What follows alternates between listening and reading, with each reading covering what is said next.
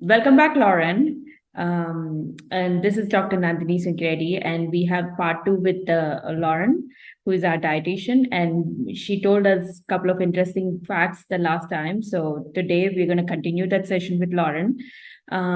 So we always see these nutritional labels everywhere. I mean, every food these days comes with a nutrition label, but there are very few. I mean, a lot of times we just ignore it and we don't really think through it, but it's very important. So I asked Lauren to explain us a little bit about these nutritional labels and try to see what we can change our diet based on these nutrition labels. Lauren, would you mind explaining us a little bit about these nutritional labels? Absolutely. So nutrition labels can definitely be overwhelming, especially if you don't know what to look for, because it seems like a one size fits all based on that 2000 calorie diet. But of course, not everybody needs to eat that. So here's kind of the breakdown on the nutrition label. The first thing that you need to look at, of course, is the serving size. Because if you're not adhering to the serving size listed, then nothing else matters. You'd have to do some math on that. So, number one thing is to check your serving size first. Make sure you're going to actually stick to that portion. And then you can look further at calories. Now, it's so easy to get bogged down by all the numbers. Is it grams? Is it percentages? What should I look for?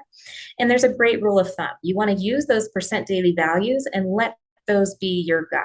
Okay. If something is 5% or less, that's considered a low source. If something is 20% or more, that's considered a high source. Of course, this doesn't mean good or bad. It's all about the nutrient we're talking about. We certainly want to stay low on the saturated fats, but we want to be higher on the fiber. So again, just look for that 5 and 20 to see which is closest to.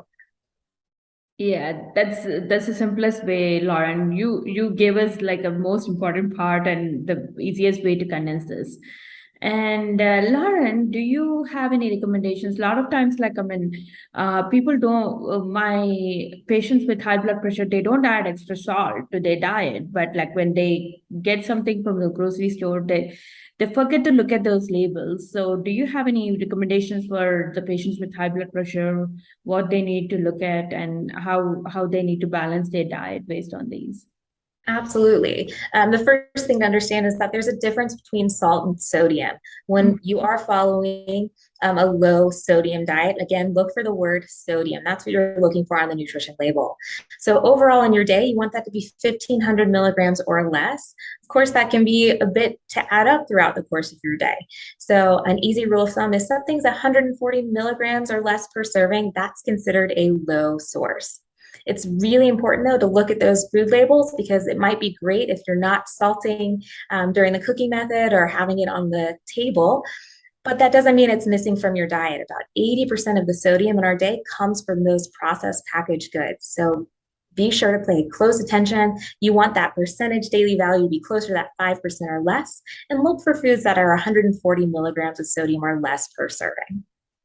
Wow, that's really. I'm glad you touched that, Lauren, because I have a ton of patients who think that they're not adding extra salt, but they are definitely getting it when these packages. They just definitely have to pay attention to these packages, what they have, And and because it's sodium versus salt, it doesn't yeah, always taste salty. So we have to exactly. read the label.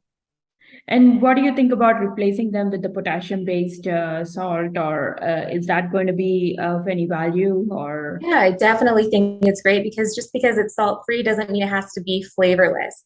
I'm partial to the Mrs. Dash product. Mrs. Dash stands for Dietary Approaches to Stopping Hypertension. So if you get those products, they are all going to be sodium free. If you were to get lemon pepper, then it's truly just lemon and pepper, and you can kind of trust what it says.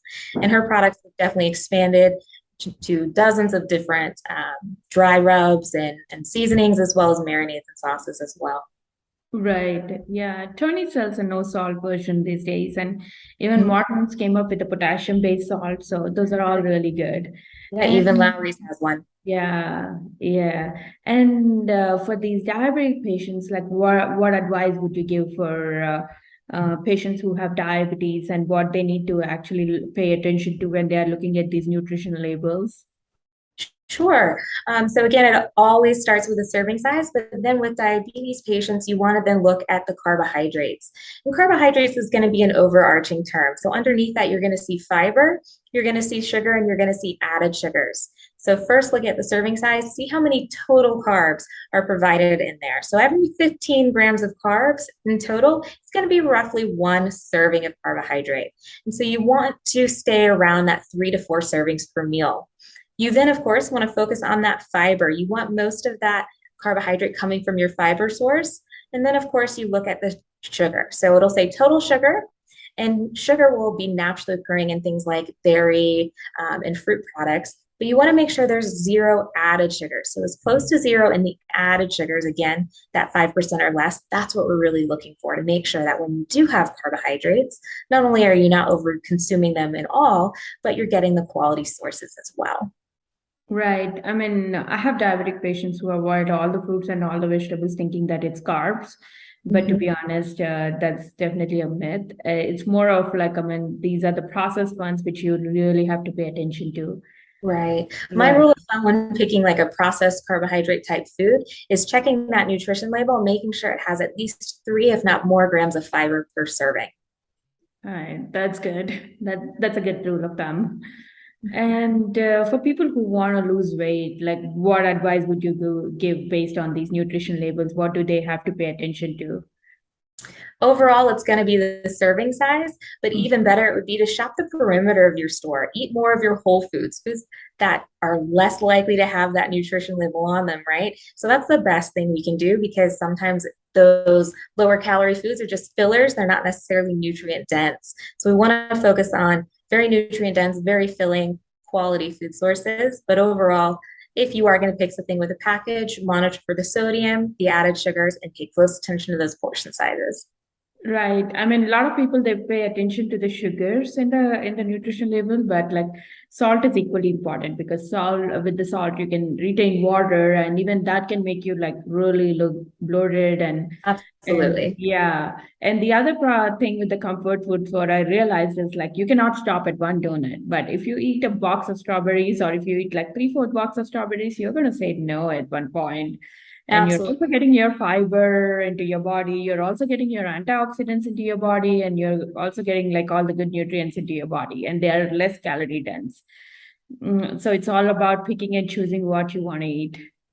Absolutely right. It's that balance. Right, right.